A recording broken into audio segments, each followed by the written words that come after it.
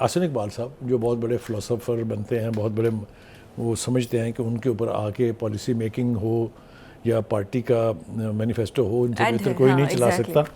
انہوں نے یہ جو واردات کی ہے، یہ واردات میں کہوں گا اس کو کہ یہ ایک واردات ہے قوم کے ساتھ. تو اب ان کو کون قانون کے کٹہرے میں لائے گا؟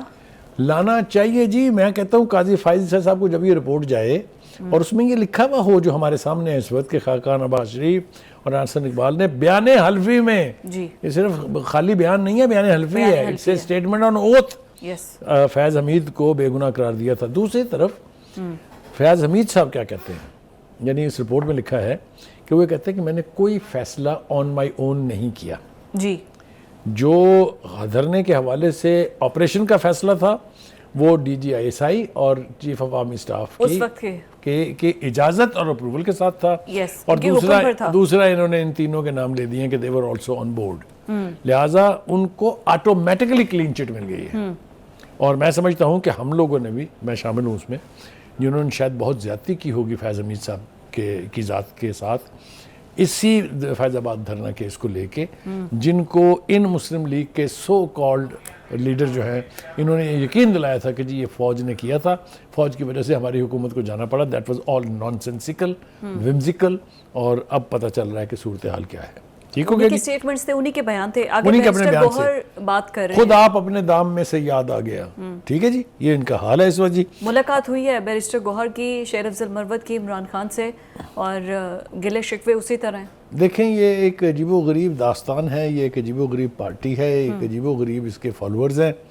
کلٹ کی پارٹیاں جو ہوتی ہیں اس میں یہی ہوتا ہے کہ عقل نام کی کوئی چیز نہیں ہوتی، بس جو کہہ دیا جائے لیڈر کی طرف سے اس کو آنکھیں بند کر کے بلیو کیا جاتا ہے. جو نکلتا ہے اندر سے خان صاحب سے مل کے وہ اپنی مرضی کا بیان اپنی ذات کے حوالے سے جاری کر دیتا ہے اینڈ میک پیپلز بلیو کہ جی یہ جو کہہ رہا ہے ٹھیک کہہ رہا ہے. اچھا، بیرسٹر گوہر صاحب آتے ہیں تو وہ کہتے ہیں جی فلاں کا رول نہیں ہے. حامد خان صاحب آتے ہیں تو وہ کہتے ہیں فلاں کا رول نہیں ہے. شیر مروت کہتے ہیں نکل کے آتے ہیں مل کے تو وہ کہتے ہیں کسی کا بھی کوئی رول نہیں ہے. یہ مروت کی طرف ہی میں آنا چاہ رہی ہوں کہ وہ کہہ رہے تھے میں نے اپنا سوشل میڈیا سیل بنا لیا ہے اور میں 3000 مروتوں کو تیار کر لیا ہے، ان کو اسپوکس پرسن سے بھی ہٹا دیا. ہاں نہیں، جب اندر سے شٹ اپ کال ملی انہیں، آپ سمجھ رہے ہیں نا، قیدی نمبر 805 یا کیا ہے 804 وہاں سے شٹ اپ کال ملی ہوگی تو انہوں نے کہا میں نے تو ختم کر دیا وہ سارا، وہ جو اتنا بھی انہوں نے وہ بنایا تھا 20,000 لوگ میں نے رکھ لیے ہیں، میں نے یہ کر لیا، وہ ان کا سارا پروگرام تو وہ تو بقول خود ان. یاسمین راشد نے چیلنج کر دیا ہے نواز شریف کی کامیابی کو، حلقہ این 130. دیکھیے یہ چھیڑ خانیاں تو چلتی رہتی ہیں، ہر الیکشن کے بعد انتخابی عذرداریاں جو ہیں وہ دائر ہوتی رہتی ہیں، اس کے فیصلے کبھی کبھی تو مدت پوری ہونے کے بعد ہوتے ہیں. لیکن بہرحال چونکہ لاہور کے ان الیکشنز کے حلقوں کے بارے میں بہت سارے سوالیہ نشان موجود ہیں، اس لیے یہ جو چیلنج کرنا ہے شاید یہ کوئی گل کھلائے، یہ میں آپ کو بتا رہا ہوں. اب آج جناب تھوڑا سا اپنے گنڈا پر یار ایک اپنی فیورٹ پرسنالٹی کے بارے میں آپ باتیں 9 مئی پہ ان کی ضمانت منظور ہو گئی. بھائی صاحب ریکارڈ قائم ہو رہے ہیں 13 مقدموں میں، ایک مقدمے پیش ہوتے ہیں 13 مقدموں میں ضمانت ہو جاتی ہے. ضمانت منظور ہو گئی ہے ان کی.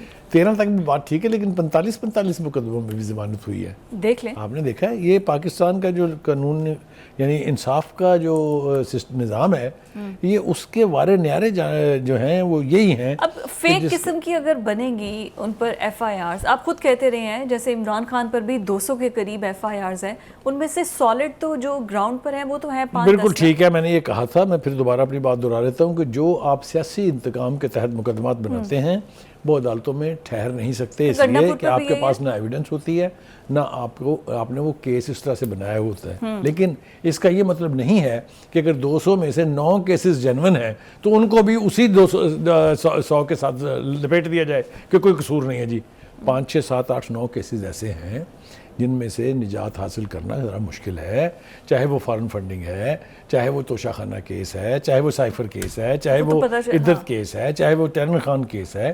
جن کی نوعیت ذرا سنگین ہے، ان کو آپ ان باقی کے جعلی مقدمات کے ساتھ نہیں لپیٹ سکتے. ان پر تو کیسز ہیئرنگ ہو بھی رہی ہے نا، ان پر سزائیں ہو بھی چکی ہیں انہیں.